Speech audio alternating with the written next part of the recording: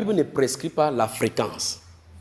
C'est selon la volonté. Mais il faut d'abord que les sœurs... C'est pour ça qu'il veut dire, quand vous allez rentrer, mettez ces bases du respect scripture... Ouais, je m'excuse. Non, pas ça. Donc, comment, frère?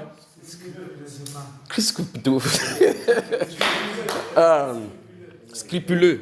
Donc, ça dit que méthodique des Saintes Écritures. D'accord? Ça va faire la différence entre nous et les gens qui lisent la Bible pour lire. La Bible ne nous a pas prescrit la fréquence. Ça ne veut pas dire que chaque fois que je viens chez toi, la femme doit laver le pied. D'accord? Très bien. Des questions? Posez des questions avant que j'entre ici. Ou pointez, non, moi je voulais donner l'opportunité de pointer. Je vais ouvrir maintenant. J'ai fait parce qu'il m'a prescrit que je le fasse pour vous. S'il ne me prescrit pas, je partais. Amen. Donc ça va, comme il a dit, je vais ouvrir.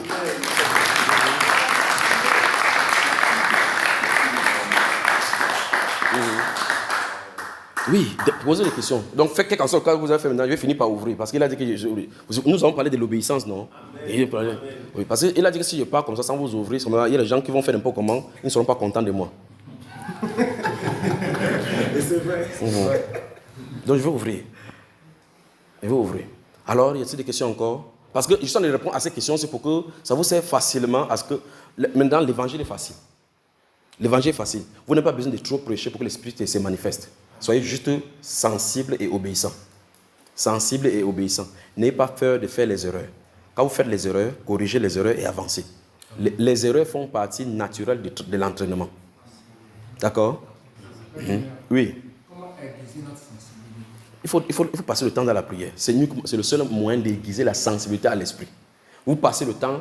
Quand par exemple vous voyez quelqu'un prendre le penalty, il tape comme ça, on dit Messi, Messi. Vous n'allez pas le voir après le match, aller faire ce que tout le monde fait. Il passe le temps dans l'entraînement. Pour que quand il est dans la situation réelle de la chose, il puisse exécuter.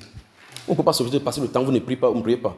Jésus, après avoir fini l'enseignement avec ses disciples, la Bible déclare qu'il quittait la foule pour aller se consacrer dans la prière. Après, quand il vient, parce que toute prière que vous allez de façon authentique devant le Seigneur, ça veut dire que quand il parle de façon authentique, ça veut dire que les motivations de la prière. Quand vous allez dans la prière pour adorer le Seigneur, plus vous allez dans la prière, plus vous êtes transformé dans la prière. Vos caractères sont influencés par le Seigneur sans votre ordre. Quand vous sortez de la prière, vous sortez avec l'humilité du Seigneur, les volontés du Seigneur. Il imbibe sa pensée en vous sans que vous ne sachiez même. Donc quand vous allez chez le Seigneur, il vous désamorce vos forces et vos capacités et il place les capacités en vous, même sans vous informer. Et au fur et à mesure, quand vous allez dans la prière, vous commencez à voir que plus vous avez l'habitude de vous asseoir avec les gens pour rire, plus subitement il y a un caractère en vous qui cherche, désire plutôt sa présence. C'est pour ça que David dit, un jour dans ses pavés vaut mieux que 1000 ailleurs. Un roi qui dit ça du pays, frère. Un roi du pays qui a les agendas où il va recevoir les gens. Il peut aller en mission diplomatique, il va aller en guerre, mais il dit qu'il préfère passer un jour dans la présence du Seigneur. Ça veut dire qu'il a goûté que le Seigneur est bon. Il sait ce qu'il y a, la joie à l'intérieur. Vous comprenez? Donc plus vous, je suis en train de répondre à sa question, comment aiguiser cette sensibilité avec l'esprit? La seule façon de faire, ce n'est pas de lire la Bible. Parce que lire la Bible, c'est une chose. Mais il faut aller dans la présence du Seigneur, dans la méditation. Vous restez dans sa présence. Ce qu'on nous a enseigné dans la religion, c'est que si tu as un problème, va prier. La communion avec le Seigneur ne consiste pas à ce qu'il faut venir prier pour demander la solution à un problème. Vous, changez. Allez dans la présence du Seigneur pour qu'il vous donne l'opinion de lui sur vous. Il donne l'opinion de quelqu'un d'autre sur vous. Vous comprenez cela? Il vous dit ce qu'il veut de vous. On appelle donc ça l'intimité poussée. Donc, pour avoir l'intimité poussée, ça veut dire que Dieu, ce qui est important, c'est ce que Dieu pense de moi. Parce que la première chose à savoir, c'est que quand tu vas prendre n'importe quelle décision selon toi, il y a un principe dans les Saintes Écritures. Mes pensées ne sont pas vos pensées. Donc, si tu veux penser et diriger ta vie comme Dieu veut, tu seras toujours à 100% ou bien 4000% sûr de passer à côté. Qu'est-ce qu'ils feront faire? Recommande ton sort à l'Éternel. Mets en lui ta confiance et il agira. Donc, la proximité et la communion avec le Seigneur dans la prière.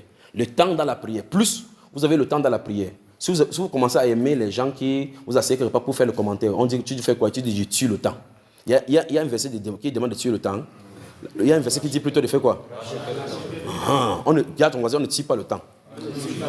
On rachète. Donc le temps a besoin d'être racheté. Pas d'être tué.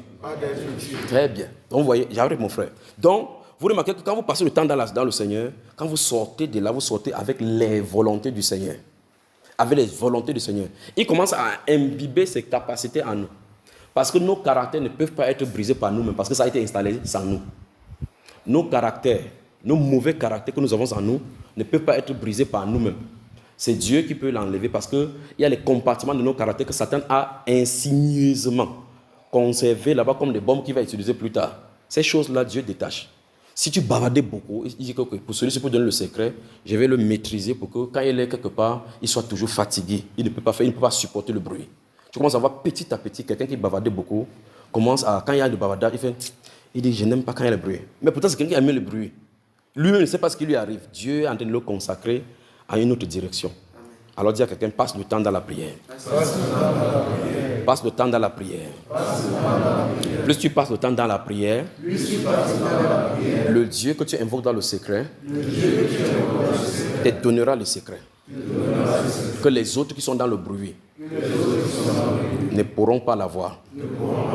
Et chaque fois, tes progrès seront évidents. Et on verra Dieu au travers de toi. Vous voyez ça? C'est pour ça que David, notre Seigneur, quand il finissait les trucs comme ça, il rentrait dans la prière. Il rentrait, il fuyait dans les montagnes, il prie. Il prie jusqu'à la nuit. Les disciples disent ok, prends le bateau. Il disparaît, il va nous trouver là-bas. Il sait comment venir. Vous voyez cela? Il finit, il traverse la route, il traverse la mer, après il vient.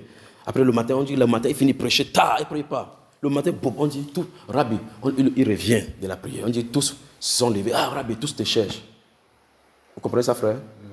Il dit, allons dans notre bougade. Donc, il a eu la direction la nuit qu'il ne faut pas rester là-bas. Passons le temps dans la prière, dans sa sainte présence. Vous pressez le temps dans la sainte présence, donc Dieu va imbiber et couvrir votre caractère pour installer ses caractères en toi. Vous avez compris, frère? Très bien. Mon frère Joseph, tu voulais dire quelque chose? En fait, je voulais